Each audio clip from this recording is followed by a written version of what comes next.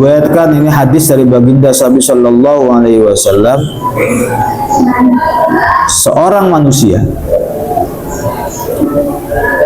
dia mengatakan satu kalimat tujuannya agar orang lain itu ketawa. Ini tidak ada kata-kata bohongnya ya, andaikan jujur lah kita. Sebab di hadis yang lain ada kalimat bohongnya. Barang siapa yang berbohong agar membuat audiens atau orang lain tertawa. Nah, kalau dalam hadis ini nggak ada berbohongnya, Pak. Jika ada seorang hamba yang mengatakan satu kalimat, ya, dia tidak mengatakan hal tersebut illa liyudhika bihan nas, kecuali untuk membuat orang lain tertawa.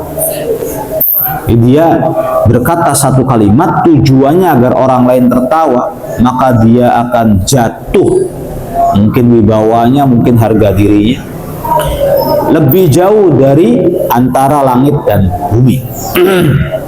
Jadi lebih jauh berapa km langit bumi. Wa innahu la yazillu an lisani, dia telah menggelincirkan lisannya. Ya, lebih parah daripada dia menggelincirkan kedua kakinya. Orang kalau bicara satu kalimat atau satu kata saja supaya orang lain itu tertawa. Jadi upayakan dan usahakan jangan sampai mengatakan satu kalimat agar membuat orang lain tertawa. Ini untuk para pelawak sih, orang yang tujuannya jadi pelawak, penghibur, nanti lama-kelamaan kita jadi kejeblos. Awalnya sih menghibur diri bagi orang yang stres, bagi orang yang galau, bagi orang yang lagi ada masalah, ada problem. Tapi kalau pelawak ditonton banyak orang, yang lihat bukan orang stres saja, iya kan, yang lihat juga orang-orang ahli ibadah. Kadang-kadang lihat TV-nya, ini ketawa. Lalu kalau udah ketawa kan kita jadi madhahika qahqahatan, barang siapa yang tertawa terbahak-bahak, maka dia sama saja meludahkan ilmu dari kepalanya. Dia meludahkan satu bab ilmu dari kepalanya. Dan kalau tertawa berlebihan, jadi sanksi untuk orang-orang yang punya cita-cita dari pelawak tuh. Kita boleh menghibur seseorang yang memang dalam keadaan tertekan, misalnya stres.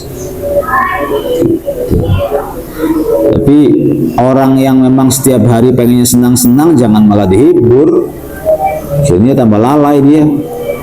Udah tekanan nggak ada, misalnya. Lalu ibadah jarang, mondok enggak, kerja enggak. Hidupnya poya-poya terus, sama orang tua ngelawan, terus dia nonton lawakan-lawakan, akhirnya jadi nambah buyar kan pikirannya, nambah buyar begitu. Lebih baik hiburan-hiburan tuh untuk orang yang lagi galau, stres gitu, sakit, kita ketawa-ketawa, jadi dianya ikut ketawa kan akhirnya dapat pahala juga. Atau orang stres gitu, lagi berantem sama suaminya, lagi berantem sama istrinya, lalu dihibur, dapat pahala juga. Tapi kalau misalnya orang biasa keluar rumah ngelawan sama orang tua, tekanan apa yang dia dapatkan? Tekanan apa? Nggak punya tekanan apa-apa. Orang kalau misalnya udah biasa poya-poya, ditambahin hiburan, jadi lalai.